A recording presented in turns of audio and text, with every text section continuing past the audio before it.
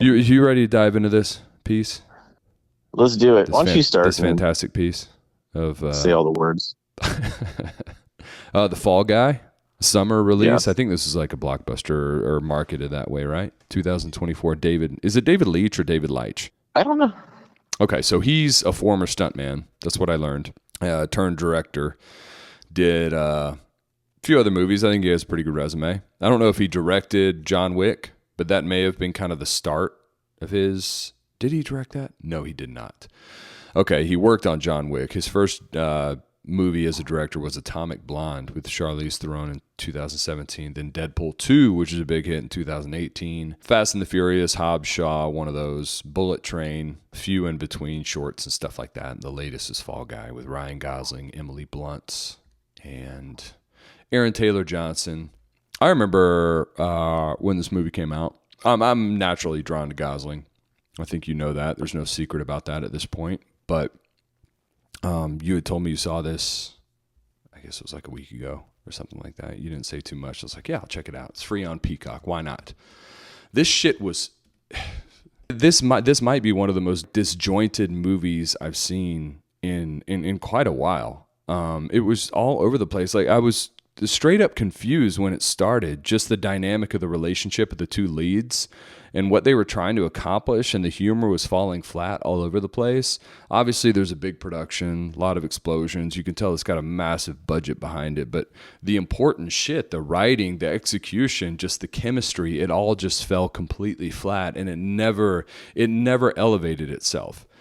This was insufferable for me to watch. I kind of hate to be so negative about something, but I mean, this kind of harkens back to what you and I say about Hollywood and how it's so rare to find a decent movie that's produced by a major studio nowadays. I think the last one may have been Joker that we talked about, and we won't even go into the sequel, but this was really just a fucking bummer, man. Anything else? Yeah, I mean, I could go into details about it, but there are so many. I started to kind of take note. I stopped when he went into the movie star's apartment. I think Tom Ryder, who's played by Aaron Taylor Johnson. Ryan Gosling is his stuntman, and Tom Ryder, I guess, goes missing, or he's looking for them. Then he goes to his apartment. It's set in Australia, and some girl comes out with a sword. You find out it's Tom Ryder's girlfriend. She's also an actress in the movie, and she's attacking Ryan Gosling with this sword, and pretty aggressively. And then she sticks it in the wall, and he pulls the handle off and makes some comment about it being a prop sword. And all of a sudden, this actress is sitting on the bed, and they have a very civil, normal conversation. And the sword is clearly not a prop sword. It's stuck in the fucking wall. It was breaking things all over the place, tearing things apart. The list goes on and on. Again, I just don't want to be negative about all the misfires. But that was when I stopped taking note of the bullshit that I was seeing on screen. Yeah, I wanted to. I'm glad you got to fuel it all. So I'll do my piece now.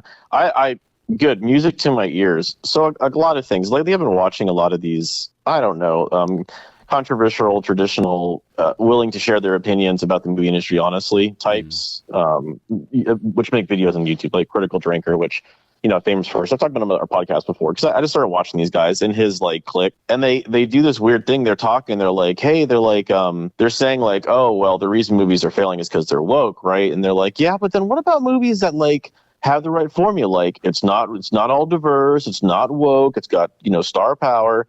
They're like Fall Guy. They're like, I don't understand what went wrong there. And so I'm sitting here and I'm like, but I'm talking about these people like usually have pretty good opinions that, you know, pretty like I'm really just like, I agree. You know, they talk about all the negative things, the race swapping, the DEI push, the strong female lead that has to be the badass, the guy who's a bumbling idiot. They point all the good tropes out that are ruining the industry. And so they say that. So I'm like, okay, I was like, I don't really trust this. And look at, you know, IMDb, the user reviews, and they're, you know, above 6.5, which again is usually means, you know, check it out. Probably 6.7 plus means usually check it out. Like, what the hell was this? Mm-hmm. This was like Black Adam bad, but Black Adam was just bad. It was at least a plot, but a bad plot. This one was just, they took a stuntman and said, have you ever written a movie before? And he said, no, but I've been in movies. They're like, oh, don't worry about it.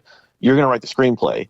And he was like, okay, sure. And they're like, actually, do you want to you want to direct it? Like the stuff you just wrote that you've never done before. And it's like, yeah, sure, why not? That's what it felt like. It's also like the actors were given a script, but they weren't given any direction on character development and how they're supposed to see the story going and work with navigating the story.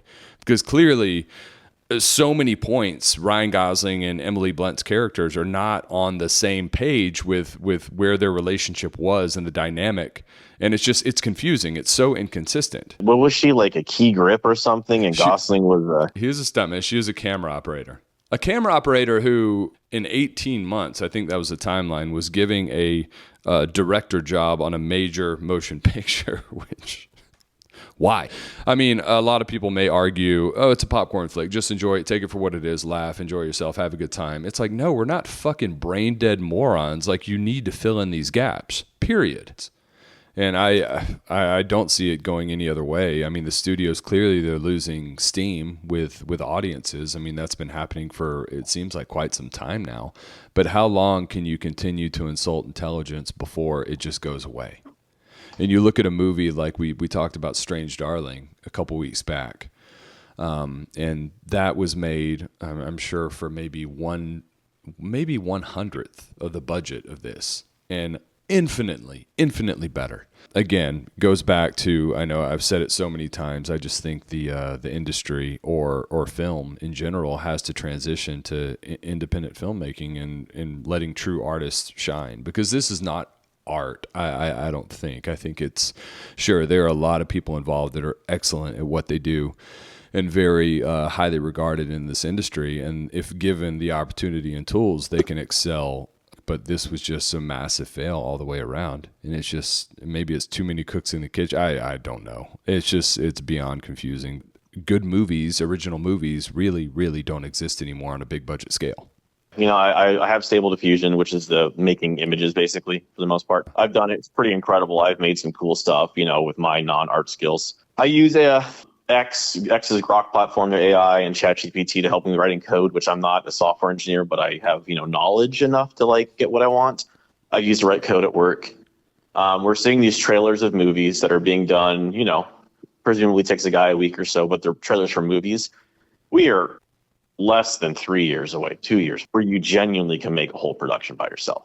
I am so thrilled to see what comes.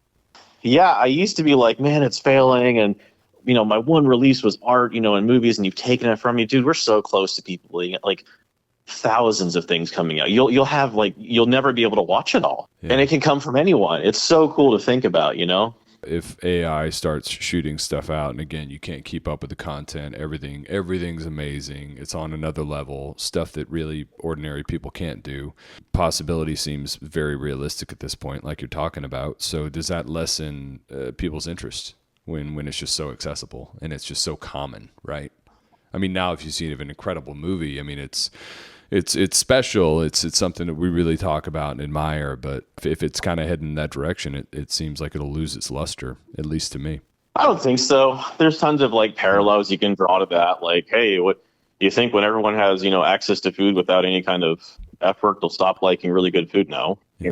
Well, I'm glad you brought that up. And I mean, I kind of want to shift away from this movie maybe towards a little bit more of an interesting conversation related to what you just brought up, because this movie does touch on that. And we could shit on the movie for 15, 20 minutes, whatever. That doesn't really, I don't think it does any good to me. I think it's pretty clear what we think about it at this point. We could go down the list of what's wrong with it, but again, the list would be way too big. But they did bring up AI in the movie, or no, it was a deep fake, which is, I guess, a form of AI, and putting Gosling's face on Tom Ryder's face or whatever to make it seem like Gosling's character was actually that person. Where do you see that playing into possible criminal prosecution? I know this is kind of a hard left turn. If you don't want to talk about it, we don't have to, but it made me think of that and how videos, proof of somebody doing a certain crime could come out, but it could be such a seamless deepfake that no one could ever tell. Do you think that's a possibility in the near future? Definitely it is possible. And you always know that the thing you get released is usually 5-10 years behind the market. So if you want to go deep stadium, have they done it already in other cases? Meaning, yeah, probably. Yeah, it's kind of a scary thought, to me at least. All right, man. So let's get back to Fall Guy for a second. Was there anything you liked about this? Like anything to take out of as a positive for you? No, and here's the thing, and I'm going to hear about it from everyone because people talk about with magic. Perfect. With magic, I hate I hate theatrical stuff. I hate where it's like they hide the Titanic because it's so orchestrated and so produced, like overly produced magic. I can't stand. I love close-up card tricks where they use their hands and they make a card disappear in front of your eye. Like you're actually like, where did he put that? Like, how did you do that? I'm right in front of your face. So with action, I love seeing that, like people seemingly landing really nice punches and dodging things, and it seems really realistic, like Daredevil, which got a lot of praise for its action. But the over-the-top stunts and stuff, I don't care. I don't care about like a big jump across a cavern and it blows up and you find out they actually did that jump. I'm like, okay. Because I'm saying that because the right answer would be, well, yeah, the stunts were obviously, it at least did that right. I don't care. I didn't find the fight scenes really that exciting. No, there was nothing redeemable at all. Like I remember the woman who has like her own private militia. Like what? The one thing that I found mildly humorous in this was his hotel room key. I think maybe it was the first hour, how he was all amped up. And I mean, we've all been there when you're trying to get into your room and you got to go back down to the front desk. That was edited and used well, I thought. And Gosling, for me, if he had not been in this, it would have suffered much, much more, I think, because the guy's charming enough. He does well if he's given garbage still. Let's score it up. I think I know where you're going with this. I'll let you go first. Yeah? Yeah, isn't ours? It's like, what, all the way up to 3? Like, this is the lowest score we have, 0.5? That's exactly what I was going to give it, a 0.5. It's not a movie. No, it's not. It's not a movie. You shot scenes. Some of them looked okay, and you hired people and put them on set and did a something beginning to end for over 2 hours. It was really long.